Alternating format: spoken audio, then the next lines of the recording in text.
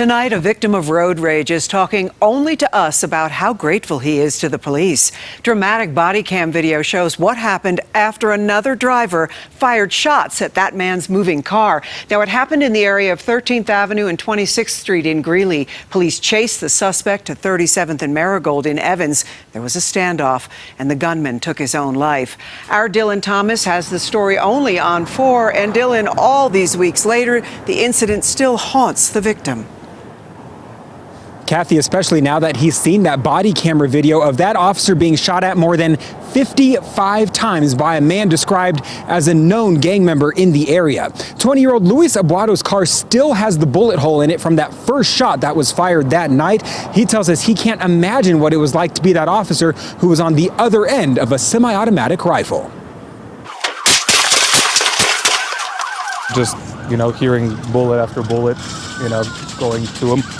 Makes me think that could have been me. Upon reflection, 20-year-old Luis Ibuado considers himself lucky. That could have been me. He could have been shooting that many times at me. Ibuado was leaving a restaurant near 13th and 26th when 40-year-old Russell Cooley drove aggressively around him. He got really close to me. Once I crossed the intersection, I heard the gunshot.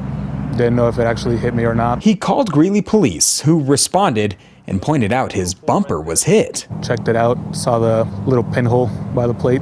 Had he aimed higher, that could have penetrated into the vehicle, hit either me or my mother. After a chase through Greeley and into Evans, they told me, they had made contact with him. You didn't realize the gravity of the contact that they had made? No, they had just told me they had found him, going down the road. That was about all I knew at the time. It was much more than just contact. Body camera video from Greeley police shows the moment Cooley fired at least 55 shots at the officer, who returned fire after being hit. I was surprised he could stay so calm. Cooley later took his own life. After learning how heavily armed and violent the suspect was, Ibuado says he has nothing but gratitude to offer the officers who responded to his cry for help. Thanks. He was out there, putting his life at risk for, everybody.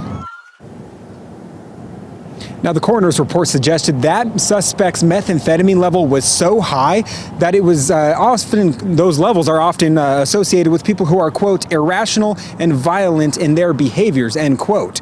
The officer involved in this case will not be publicly identified due to that suspect's gang affiliation, but we're told he is recovering right now and will soon return to work. Live in Greeley, Dylan Thomas covering Colorado First.